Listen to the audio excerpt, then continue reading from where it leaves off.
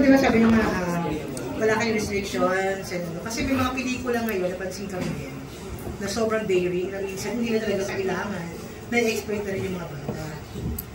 What if, let's say, isa po sa alaga nyo, kasi magbibida na po sa Viva Max, na-feel nyo, magiging bida pero alam mo na may exploit yung alaga mo. Always remember, Melba, that I am not just a manager. I'm a writer and I'm a director. Yes. Okay? Yun yung, and a lawyer. And a lawyer. Yes. Tandaan natin na iba yung sitwasyon ngayon. Kaya nga kanina, nung na-close namin yung Signal TV, pinadala ko agad yung script, tinignan ko. Alam mo, walang halaga yung presyo ng talent fee eh. Kasi hindi nga pinag-uusapan kung ano yun. Ang sabi ko nga sa kanya, okay na ba sa yung ganito, wala naman ako kukunin percentage. Chinek ko yung script. At nakita ko naman na beneficial for him. So sabi ko, sige, tanggapin natin. Ang mahalaga, nakikita ko yung if it's quite necessary for him to bear, then we will accept it. Pero kung hindi, bilang ako'y manunulat, at palang ka-awardee naman ako, at alam naman natin kung kakailanganing maghubad, at kung talagang superfluity lang ang paghubad, then makikipag-usap tayo. Because every work is a work in progress. Kung gusto talaga nila yung artista namin, at kung nagagalingan sila, kung pwede nilang i-edit, edi i-edit nila. Kung hindi, edi hindi. Kasi pwede ko silang tulungan mag-edit para maging kakailanganin yung paghubad doon sa istorya. Kasi ang problema ngayon sa napakarami, yung hindi na kailangan yung paghubad. Hindi ba? May magagaling tayong mga director, by the way. No, ayoko na lang naka-record kayo. Kailangan yung paghubad. Kailangan pa rin. Kung mapapansin ninyo, yung mga award-giving bodies like FAMA, si Star Awards, ino-open kahit sa mga Viva Max at AQ Prime. Yung mga nanonominate na pelikula. That's a welcome news, by the way. Na hindi naman porke bold, basurang pelikula na. Kasi marami rin naman mga pelikulang bold na magaganda. Tandaan natin mga Scorpio Nights, my God, Teke Galiaga. Na classic na ngayon may bold din naman. Direct V's, let's say lang po, isang sikat na artista na papahawak po sa management nyo. Kilalang talented, mahusay din talaga siya, award-winning, pero balitang may attitude. Would you accept that? Bibigyan po ba nyo ng chance? Wala naman pangalan. Ano lang? Ayun naman.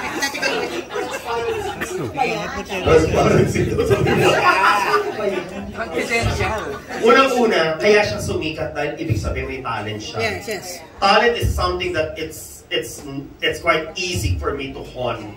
Pero yung attitude, hindi mo na yun mababago. Yes. Kasi attitude na yun eh. Ang talent siguro napakadaling hulmahin, pero pagka ugali na ng tao, palagi ko, I am telling you these things because this is not my bread and butter. Ayoko ma-stress sa ganito. Correct. Okay? Kaya hindi ko kailangang ma-stress sa mga may attitude na artista. Okay na ako sa mga ganito lang. Kaya ko lang ito ino-open actually, itong artist management. Sa totoo lang, dahil gusto ko makatulong sa mga batang ito. Ngayon, if you want to give me yung artista na made na at magpapamanage sa akin, pero magkaka-stress ako, wag na lang.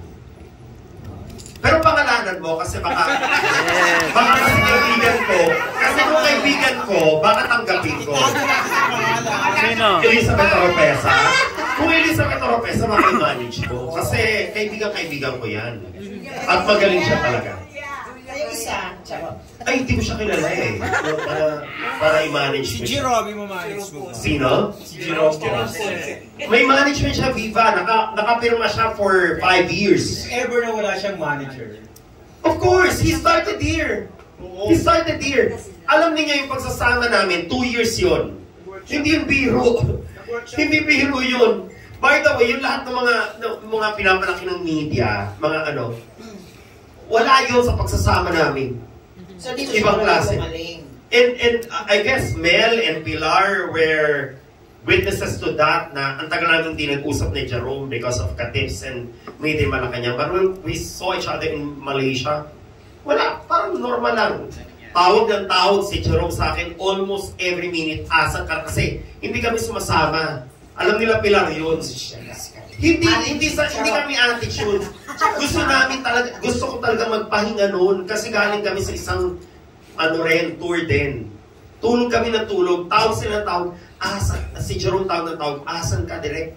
May dinner dito, may lunch dito, may ganito dito. So, eto saka pa ako ng IF pa ako. So, hindi talaga ako pero tawag siya ng tawag because that is our relationship here in PSF. At lahat ng nakasama ko dito, sina Tatay F, na mga lagi nagpupunta rito, sina Mildred, si Joey, si Romero Presente, si Joey Sarmiento, si Boy Romero. Kaya pala. Grabe sila. Nanonood kasi sila ng play. Lagi sila nanonood dito ng play. May 10 years na yata. Alam niyo, I suggest that you go here for you to experience. Mag-watch kayo. Kasi alam niyo, it will open a lot of things for you. Totoo yan. Si Tita Chris, dati talagang yung lang talaga yan eh. Talagang, matanda na rin kasi yan. Kaya talagang luto-luto na lang yun talaga. Kaya pero ako ang suggestion ko that you open also yourselves to various kinds of art like what we're trying to do here. Ang litit ito pero puno-puno to. Puno-puno to kapag nagpa-perform kami dito. Next question. Salamat po. Thank you po. Thank you, Mel. Alan Senko. Congratulations po sa iyong team. Thanks, Alan. Before my question to you, tanong ko muna sa Donita Knows. Donita, hindi kami aware na part ka pala ng management din ni Direct Beans, di ba? Pero ikaw ba, kamusta bilang manager si Direct Beans? Actually, parang hindi nga siya manager para sa akin. Friend talaga siya. Oo, sobrang close kami ni Direk na simula nung, basta na, once na kami nag-meet, pero nagkakaanan kami agad ng loob. Ganun yung tao, pag alam ko naman na maganda yung intensyon, maganda yung pakay, so nakakagaanan ko agad ng loob. Tsaka, syempre, sino bang hindi makaka-okay kay Direk, di ba? Gwapo naman, di ba? O, di ba? Fresh, di ba? Kung bet nga lang sana, di ba? Charot! Hindi, sobrang hindi mabait. At saka hindi, sobrang supportive kasi itong taong to, si Direk. Oo, sobrang siya, pag niya, meron akong bigla-biglaan pa to, may project ako ha. O, so kasama, di ba? Tapos kanina din asad ka, o kayo. Ako naman, pag alam ko yung tao talaga na nasasandalan ko at alam ko naman may idudulot na maganda, bakit ako hihindi? So kaya umuo ako agad sa kanya. Hindi, totoo talaga. 3 days ago lang to. 3 days ago lang to, Vince na niya, the artist management. I'm not joking. Talagang nag-aalik lang talaga ako na sabi ko, yung mga talent, sa ganito kamahal, ang walang talent. Sorry ginawa ko, kanina tinawagan ko to. Sabi ko, Donita, ima-manage kita. Wala naman silang magagawa pagka sinabi ko eh. So sabi niya, direct, sige. Pumunta ka mamaya, mag-dress ka. Tapos nagpakita to sa niya, direct naka-white ako. Nagulo ako ka rin. TV kasi ako sa TV. Anyway, kasi sinabi ako white and black. Tapos sabi ko, okay, lahat ng trans magpula. Buti may dala ko. Ha? Trans ka na dito, Pete.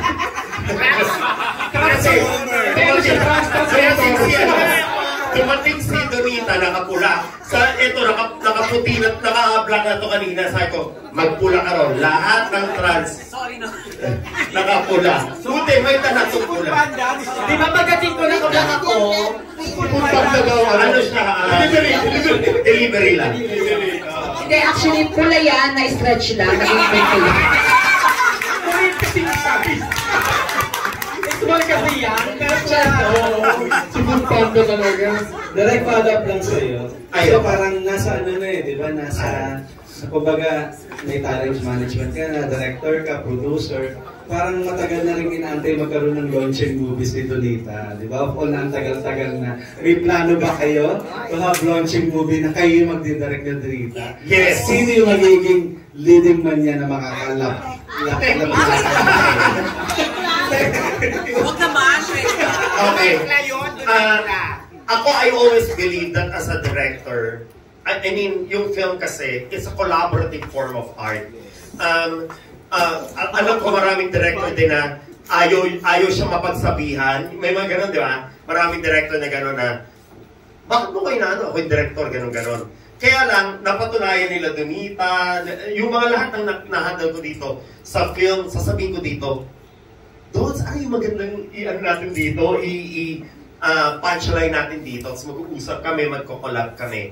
At kanina sinabi ko sa kanya, Dons, meron akong i-produce for you kasi gusto ko talagang ma-i-launch sa ano. Tapos sabi niya,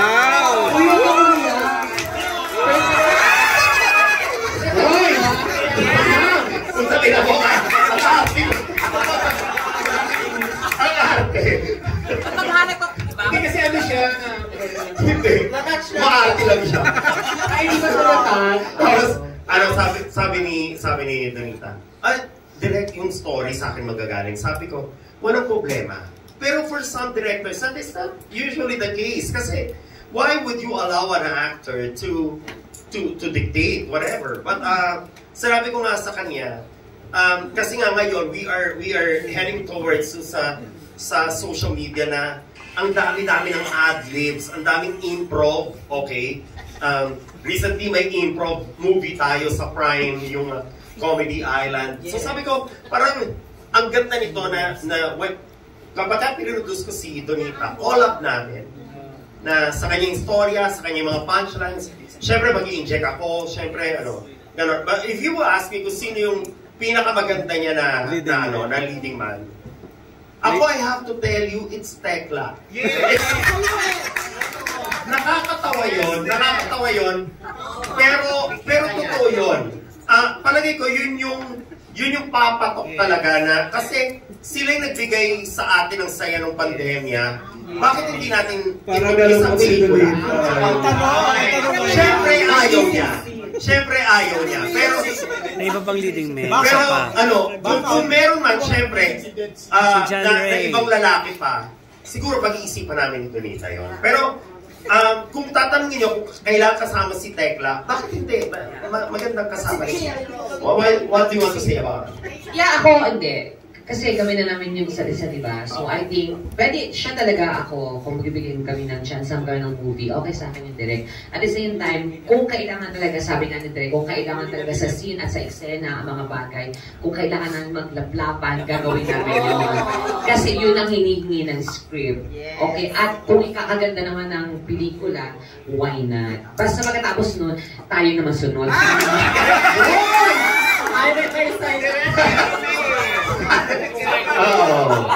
Ito?